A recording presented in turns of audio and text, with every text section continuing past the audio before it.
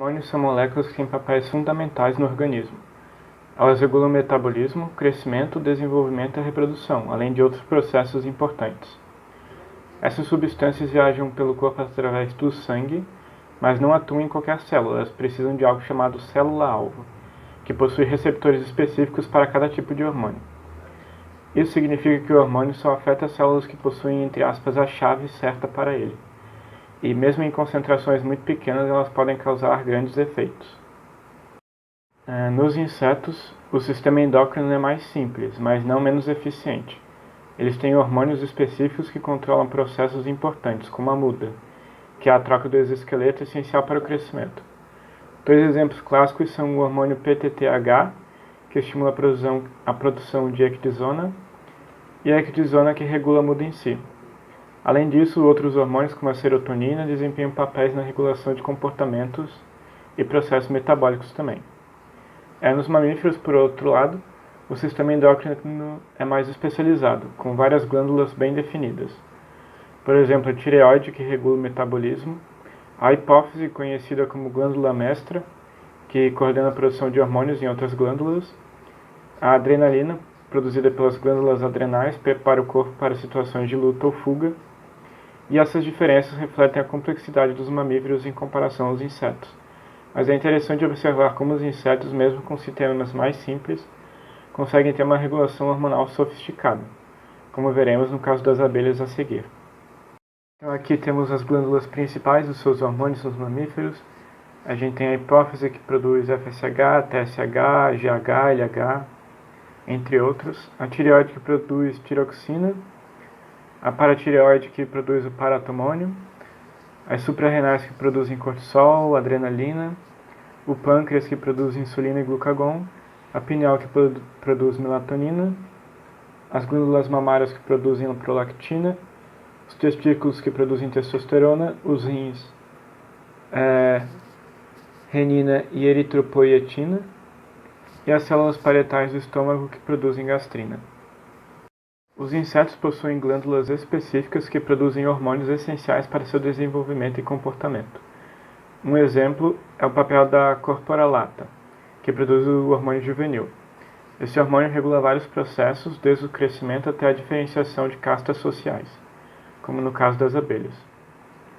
Outro hormônio importante é o hormônio da muda, ou ecdisona, que é produzido nas glândulas prototorácicas, e ele é responsável por controlar o processo de muda, permitindo que os insetos troquem de exoesqueleto e cresçam durante os estágios de desenvolvimento. Para que isso ocorra, o hormônio juvenil e a ecdisona trabalham em conjunto, mas de forma oposta. Altos níveis de hormônio juvenil mantêm o inseto em estágios imaturos, e em baixos níveis de hormônio juvenil, a ecdisona age para promover a metamorfose para o estágio adulto. Além disso, os neurohormônios produzidos no cérebro e armazenados no corpo cardíaco e no corpo corpóreo também desempenham funções importantes. Eles regulam atividades como o comportamento alimentar, a reprodução e o ritmo circadiano.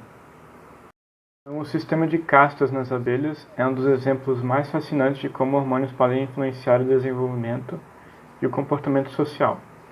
Nas abelhas, o hormônio juvenil é o grande responsável por determinar se uma larva se desenvolverá como rainha ou como operário. Mas como isso acontece? O nível de hormônio juvenil nas larvas é regulado pela dieta. Quando a larva recebe uma alimentação rica em geleia real, os níveis de hormônio juvenil aumentam e ela se desenvolve como uma rainha. Já uma dieta mais restrita leva a baixos níveis do hormônio, resultando no desenvolvimento de um operário. Ou seja, a combinação entre dieta e regulação hormonal decide o futuro da abelha. Esse processo é extremamente importante para a organização da colmeia, pois garante que sempre haja um equilíbrio entre rainhas e operários, permitindo o funcionamento harmonioso dessa sociedade. Mas o papel do hormônio juvenil também age no comportamento. Por exemplo, uma abelha operária não realiza todas as tarefas da colmeia de uma vez. Seu comportamento muda de acordo com sua idade, e o hormônio juvenil é responsável por essas mudanças. Inicialmente, as operárias começam limpando as células, depois elas passam a alimentar as larvas e por fim elas se tornam abelhas campeiras, responsáveis por buscar néctar e pólen fora da colmeia.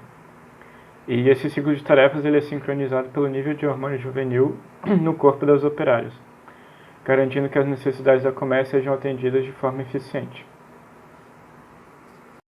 Bom, falando um pouquinho então sobre as funções básicas então do sistema nervoso. A gente tem três funções principais do sistema nervoso e todas elas seguem uma certa ordem. Então, por exemplo, a primeira função do sistema nervoso é a recepção de estímulos, que é nada mais nada menos do que detectar informações do ambiente interno e também do ambiente externo ao organismo, tanto interno do organismo quanto externo do organismo, por meio dos órgãos sensoriais. Então, desde de todos os nossos nervos sensoriais até aquele conglomerado que forma o ouvido, o olho e etc. Depois, uma outra função que ocorre depois da recepção dos estímulos é o processamento dessas informações. Então, é quando o nosso sistema nervoso ele interpreta e integra as informações recebidas e toma, assim, a decisão mais cabível de acordo com cada estímulo. E por último, então, existe a resposta, que ocorre depois do processamento, depois que foi decidido o que será feito, o sistema nervoso envia comandos para músculos ou glândulas, promovendo ações ou ajustes no corpo, certo?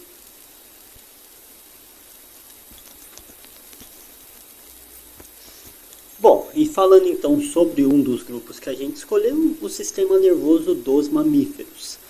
A divisão principal do sistema nervoso nos mamíferos ocorre em sistema nervoso central, que é o encéfalo e a medula espinhal, o encéfalo sendo na parte, como diz o nome, na cefalização, na parte da cabeça, e a medula espinhal que conecta à parte periférica do sistema nervoso, que é exatamente a outra divisão, o sistema nervoso periférico, que inclui os nervos periféricos, né, seja sensorial ou motor, e os gânglios que conectam então o sistema nervoso ao restante do corpo. Características únicas nos mamíferos: um neocórtex bem desenvolvido, associado então à inteligência, memória e à cognição, que é muito bem desenvolvido nesse grupo de animais. Uma outra característica é a alta capacidade de integração sensorial e motora. E por último, característica única de mamíferos do sistema nervoso é a presença de nervos mielinizados, então nervos que contêm aquela bainha de mielina, que assim ocorre uma condução muito mais rápida do impulso nervoso pelo corpo, pelo axônio do neurônio. Bom, e aqui a gente tem então uma representação então, do sistema nervoso nos mamíferos, com a cefalização, então é a presença do cérebro, do encéfalo, e a presença da medula espinhal, que compõe o sistema nervoso central, e saindo então da medula espinhal tem todos os nervos que compõem o sistema nervoso periférico. Agora falando do outro grupo, o sistema nervoso nos insetos. Então ele também é dividido, tem uma divisão principal em duas categorias, que é a divisão também do cérebro, que ocorre também uma certa cefalização, então é no cérebro onde ocorre o controle sensorial e comportamental também nos insetos, e depois do sistema nervoso, a gente tem a cadeia ganglionar, que são gânglios conectados que controlam os movimentos e reflexos. Então, eles conectam também toda a parte periférica, todo o corpo do animal, ao cérebro, que vai fazer todo o controle ali principal das informações. Características únicas, então, do sistema nervoso nos insetos. Um cérebro bem pequeno, mas altamente eficiente. E ele também tem gânglios segmentares independentes, que permitem que os segmentos corporais funcionem de forma autônoma, mesmo que ocorra lesões no cérebro. Tá? Então, cada segmento ali ganglial pode funcionar de maneira independente nesse. Então aqui a gente tem uma representação de como é que é o sistema nervoso dos insetos, ali com a presença do cérebro também, com essa certa encefalização, e ali a presença do cordão nervoso com os gânglios que foram citados anteriormente. Bem, trazendo agora uma curiosidade sobre o sistema nervoso dos mamíferos, nós temos o fato de que basicamente todos os mamíferos apresentam o sono REM, que é um tipo de sono onde há uma alta atividade cerebral, o que permite a ocorrência de sonhos. É muito comum, por exemplo, quem tem um pet mamífero, um cachorro ou um gato, observar que ele está movendo as patas ou fazendo barulhos enquanto dorme, como se estivesse revivendo as atividades do seu dia.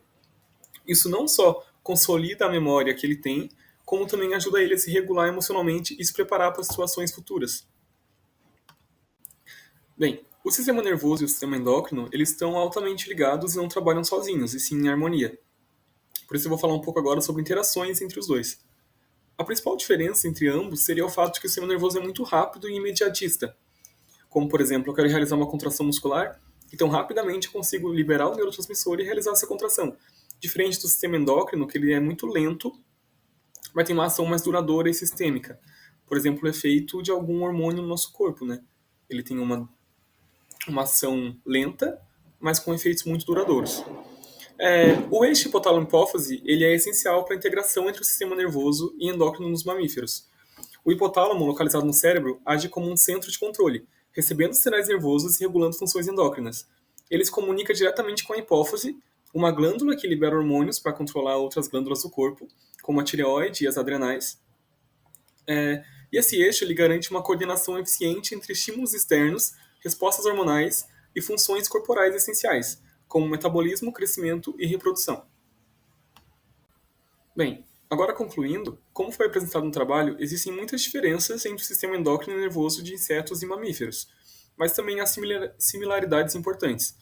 Ambos os sistemas são fundamentais para a sobrevivência e adaptação dos organismos, desempenhando papéis cruciais na regulação de funções vitais e a resposta de estímulos ambientais.